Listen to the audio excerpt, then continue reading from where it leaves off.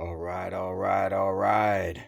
Well, that big, low, flat beast, the Death Star, the roller is complete. And to say I'm pleased is a massive understatement. I really am stoked. Now, you may or may not get a rant this morning because I worked out that I've built this huge Arrma truck for less than a Italian EXB ready to run, which I think in the UK is 750 or 780 pounds. This is cheaper. Second-hand, nearly new LP backflip tyres. Lee at Custom RC Upgrades, his titanium shock towers arrived. They're absolutely beautiful. The original roller, chassis-less roller that I bought, including the electronics, was a couple of $100. And I've added new electronics, some parts that I had lying around this workshop, like the shocks, most of the shocks, and a new chassis. And everything else has just been really heavily cleaned and fixed where it's needed to be. You know, a couple of diff cups here and there. Beautiful chassis braces and everything from Lee. These are from Lee as well. It's a 5B wing from my fifth scale, which has gone on there pretty sweet. I'm just super stoked. I tested it in the garden, and this thing is angry. So much more power than an EXB, so much stronger than an EXB. I have a real issue with these reinventions of the same thing in the RC world. I do take it personally, because I think that they must think that I am that stupid.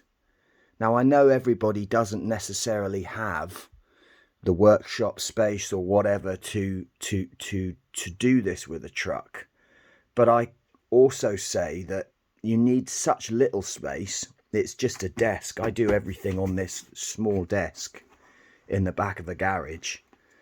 Arrmas in particular are so simple. I just don't believe in the EXB range. I don't think the alloy is any good. I think it's pot alloy from China, probably the lowest grade 7075 you can get your hands on. The TLR stuff that they're doing is nicer. The Typhon TLR, and that roller is quite interesting. But the EXB range that they do across the range, it's not worth it, guys. It really isn't. You'd do so much better to buy a second-hand Arrma, do what I've done, give it a clean, add some choice parts from one of these brilliant aftermarket companies like M2C if you're in the States, or Just Bash It, or Custom RC Upgrades, or there's a couple of others in Europe as well that are good. Scorched RC Parts, you know. You've got Vitavon in the Far East doing amazing stuff. The market has been set up in a certain way. I understand the business model from Horizon. They want to capitalize on every corner of the market, but I think they should just leave the aftermarket stuff alone. Let these guys do what they do, because they do it better. They do it way better. The machining on this and the quality of the alloy is completely different to the Arrma stuff. This is 7075 T6. This is titanium. You know, they're beautiful.